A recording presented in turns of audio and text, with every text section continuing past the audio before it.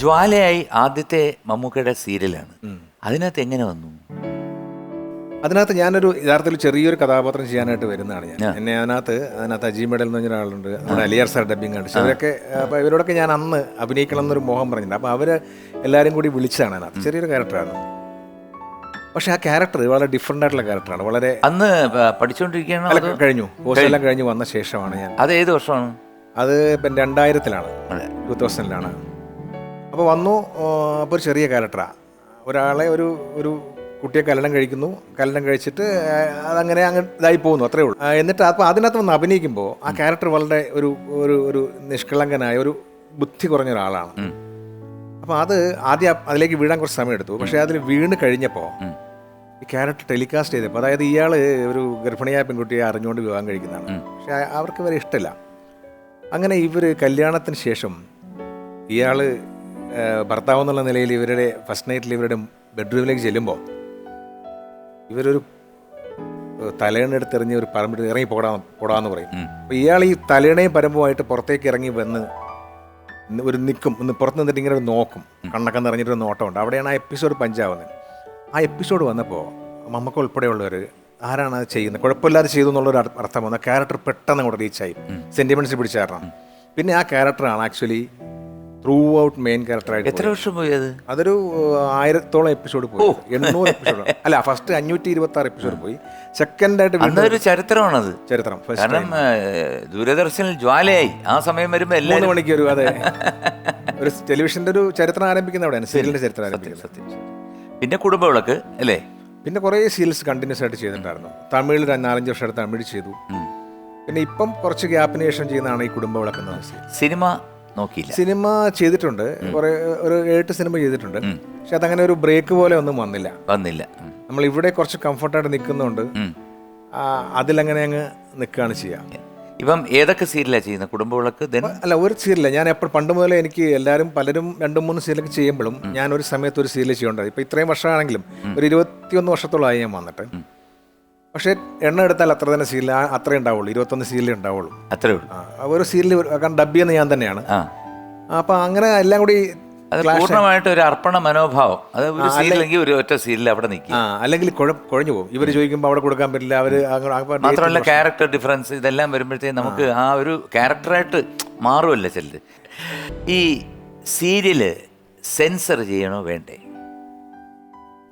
അത് ശരിക്കും പറഞ്ഞാൽ നമ്മൾക്ക് സെൻസറിങ്ങിന്റെ ആവശ്യം പലരും പറയുന്നുണ്ട്. ഏട്ടൻ കാണുന്നുണ്ടോന്ന് അറിയില്ല. സിനിമ അതെ സെൻസർ ചെയ്തിട്ടേ ഇറക്കത്തുള്ളൂ. എന്നാലും ഇപ്പോഴത്തെ സിനിമയിലൊക്കെ സെൻസറിങ് ഉണ്ടോ എന്ന് നമ്മൾ സംശയിച്ചു. കാരണം വെച്ച് കഴിഞ്ഞാൽ പണ്ടൊക്കെ സെൻസറിങ് എന്ന് പറഞ്ഞാൽ ആടിനെ പിടിച്ചോണ്ട് പോയാൽ പ്രശ്നം, അങ്ങനെ അതൊക്കെ ഉണ്ടായിരുന്നു. പക്ഷേ ഇപ്പം എവിടെ ഇട്ട് സെൻസർ ചെയ്യാനാ?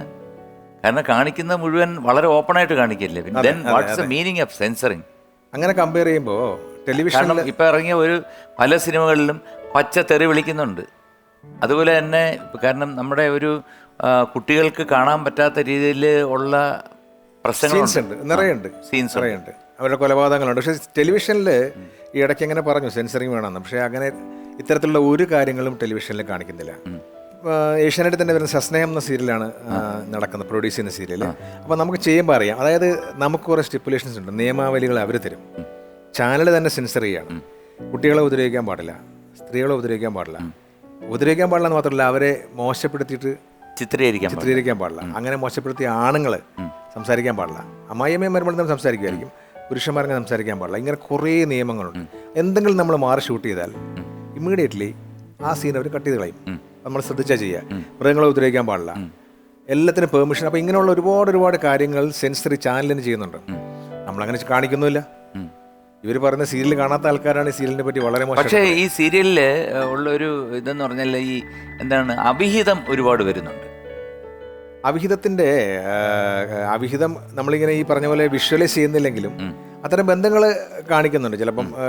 പക്ഷെ നമ്മൾ ഈ സിനിമ വെച്ച് കമ്പയർ ചെയ്യുമ്പം അവിഹിത രംഗങ്ങളോടെ കാണിക്കുകയല്ലേ ചെയ്യുന്നത്. ഇത് കഥയായിട്ട് പറയാണ്.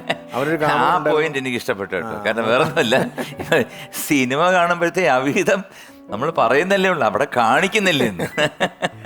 നമ്മളതിങ്ങനെ പറച്ചിലായിരിക്കും. നമുക്കൊരു കാമുകൻ ഉണ്ടായിരുന്നു, ഇയാൾക്കൊരു കാമുകനുണ്ട്, അങ്ങനെയൊക്കെ പറയുന്നു എന്നല്ല. ചിലപ്പോൾ ഈ കഥയ്ക്ക് എന്തെങ്കിലും മുട്ട് വരുമ്പോഴത്തേക്കായിരിക്കും നേരെ ഒരു ഫ്ലൈറ്റ് ലാൻഡ് ചെയ്യുന്നു, ഒരാൾ വരുന്നു. അതെ, പഴയ ആളായിട്ട്.